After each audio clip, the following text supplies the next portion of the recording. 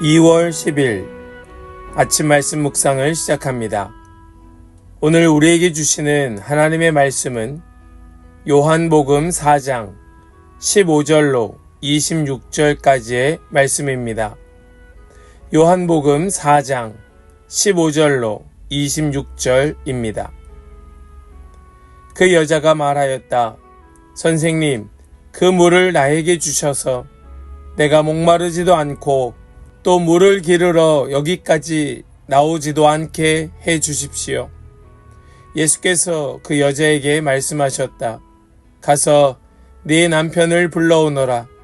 그 여자가 대답하였다. 나에게는 남편이 없습니다. 예수께서 여자에게 말씀하셨다. 남편이 없다고 한 말이 옳다. 너에게는 남편이 5이나 있었고 지금 같이 살고 있는 남자도 네 남편이 아니니 바로 말하였다. 여자가 말하였다. 선생님, 내가 보니 선생님은 예언자이십니다. 우리 조상은 이 산에서 예배를 드렸는데 선생님네 사람들은 예배 드려야 할 곳이 예루살렘에 있다고 합니다. 예수께서 말씀하셨다. 여자여, 내 말을 믿어라. 너희가 아버지께 이 산에서 예배를 드려야 한다거나 예루살렘에서 예배를 드려야 한다거나 하지 않을 때가 올 것이다. 너희는 너희가 알지 못하는 것을 예배하고 우리는 우리가 아는 분을 예배한다. 구원은 유대 사람에게서 나기 때문이다. 참되게 예배를 드리는 사람들이 영과 진리로 아버지께 예배를 드릴 때가 온다. 지금이 바로 그때이다.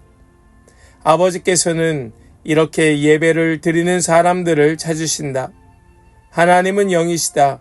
그러므로 아버지께 예배를 드리는 사람은 영과 진리로 예배를 드려야 한다. 여자가 예수께 말했다. 나는 그리스도라고 하는 메시아가 오실 것을 압니다. 그가 오시면 우리에게 모든 것을 알려주실 것입니다. 예수께서 말씀하셨다. 너에게 말하고 있는 내가 그다. 아멘. 살아계신 하나님의 말씀입니다. 아멘. 할렐루야. 오늘도 우리와 함께 하시며 우리에게 말씀 주시는 주님을 찬양합니다. 우리 주시는 말씀 붙들고 주님께서 부르시는 자리로 나아가는 우리 모든 성도들 다 되시기를 간절히 소망합니다. 사람은 누구나 숨고 싶은 지점이 있습니다. 감추고 싶은 그 마음이 있지요. 그러나 예수님은 우리를 부끄럽게 하시기 위해 그 지점을 건드리지 않으시고 우리를 자유롭게 하기 위하여 그 부분을 만지실 때가 있습니다. 오늘 우리가 읽은 이 4장의 중반부는 은혜의 대화가 점점 깊어지면서 여인의 감추고 싶었던 삶의 중심으로 들어가는 장면이 기록되어 있습니다.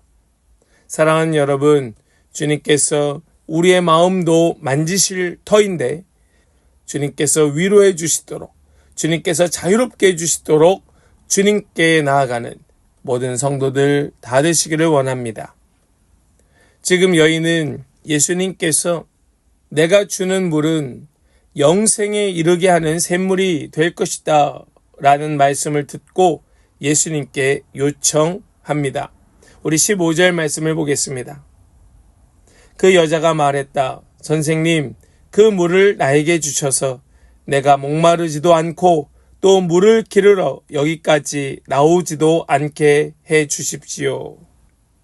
지금 여인은 예수님께 그 물을 나에게 달라. 영원히 목마르지 아니하고 영생에 이르게 하는 그 샘물을 나에게 달라라고 요청합니다. 그러나 이 요청은 아직 완전한 이해에서 나온 것이 아니었습니다. 다시 우물에 오지 않아도 되는 그 삶을 원했던 것입니다. 그러나 중요한 변화가 여기 있습니다. 이 여인은 예수님에 대하여 더 이상 방어하지 아니하고 자신이 원하는 것을 드러내고 있습니다. 저는 이런 성도들을 꽤 많이 보고 있습니다. 예수님을 더 이상 방어하지 않는 데까지 나아간 것입니다. 그러나 예수님 말씀의 본질을 아직은 미처 깨닫지 못하고 완전히 이해하지 못하여 그저 자신이 원하는 것을 요구하고 있는 것이지요. 내가 원하는 것을 드러냅니다. 분명히 은혜는 이해에서 시작되지 않았습니다. 또 갈망을 솔직히 드러내고도 있습니다. 그러나 우리는 그 순간의 모습들을 보면서 왜 이것도 몰라? 왜 이것도 깨닫지 못해? 라고 말할 수 없는 까닭은 바로 여기가 주님과의 관계의 시작점이 되기 때문이지요.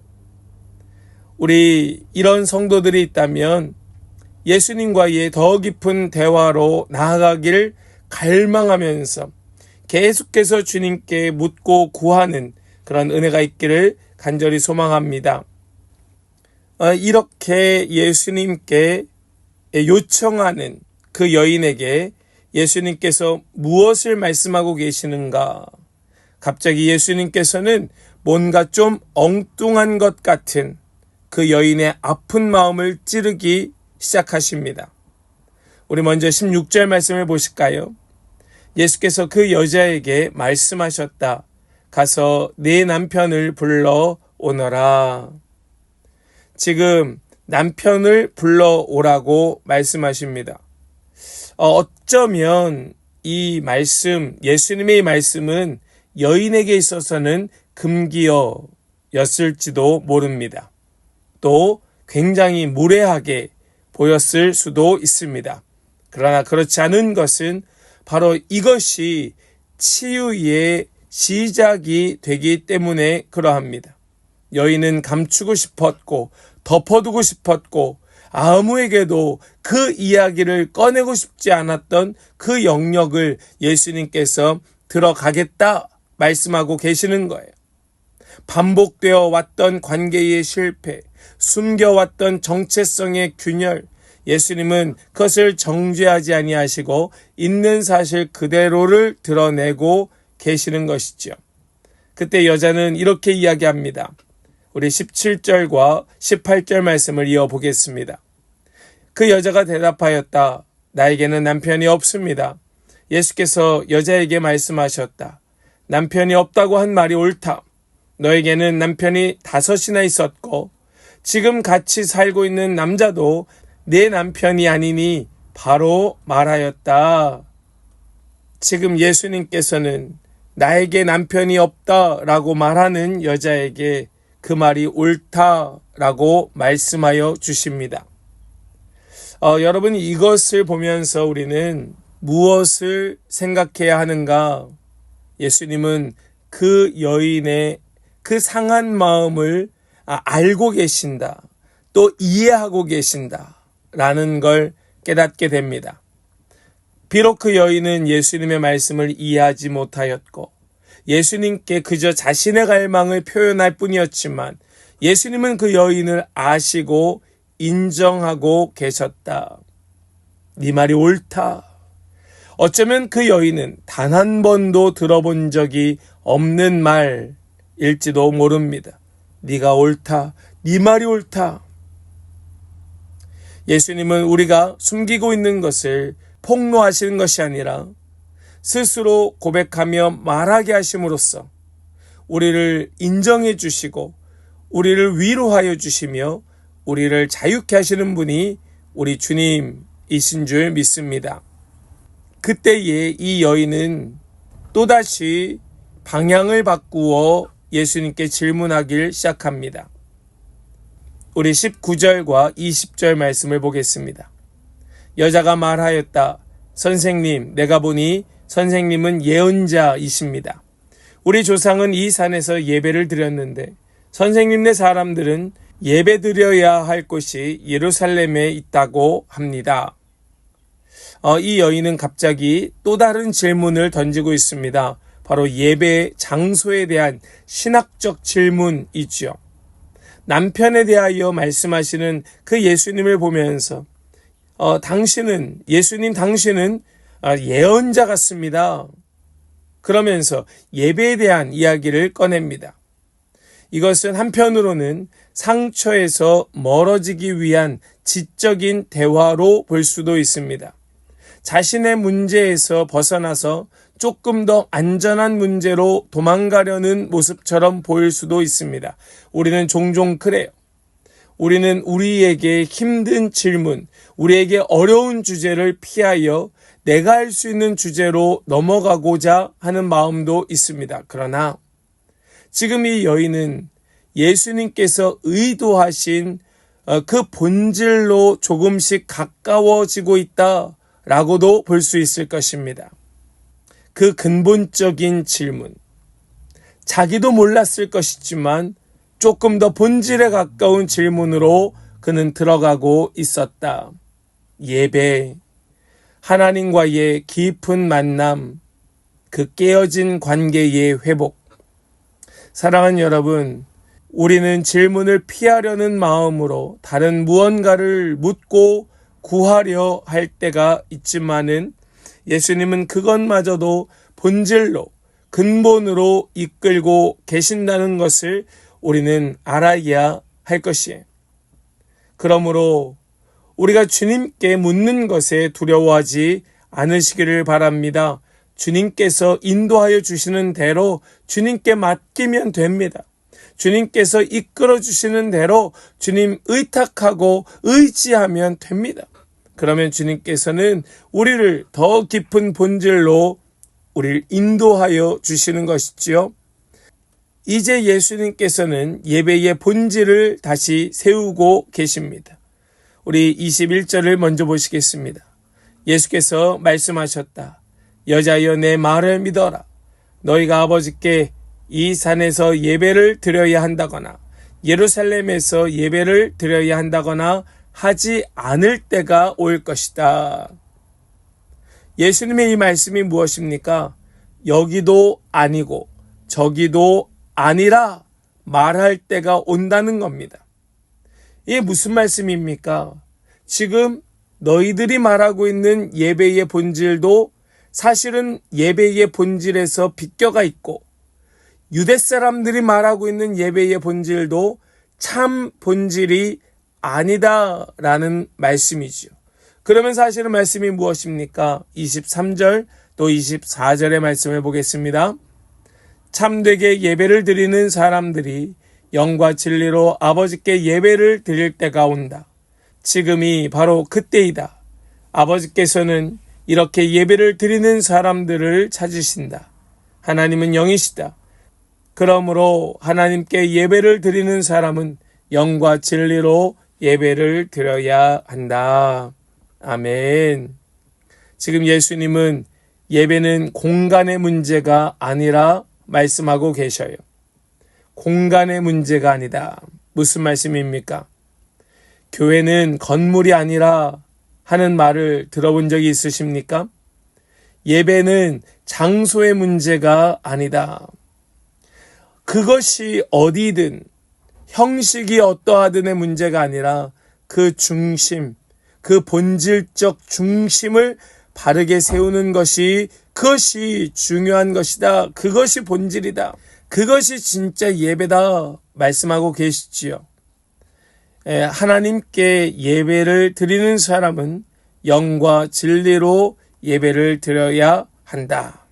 영이라고 하는 것은 성령의 역사, 그분의 기름 부으심을 말하는 것이고 진리라고 하는 것은 바로 예수 그리스도 자신을 의미합니다. 즉 성령 하나님의 역사하심과 또 진리 되신 예수 그리스도를 붙들고 하나님을 찾고 구할 때 그것이 진짜 예배가 된다는 말씀이시죠. 하나님 앞에 정직하게 서는 방법, 하나님을 진짜로 만나는 그 방법은 영과 진리로 만나는 것이다.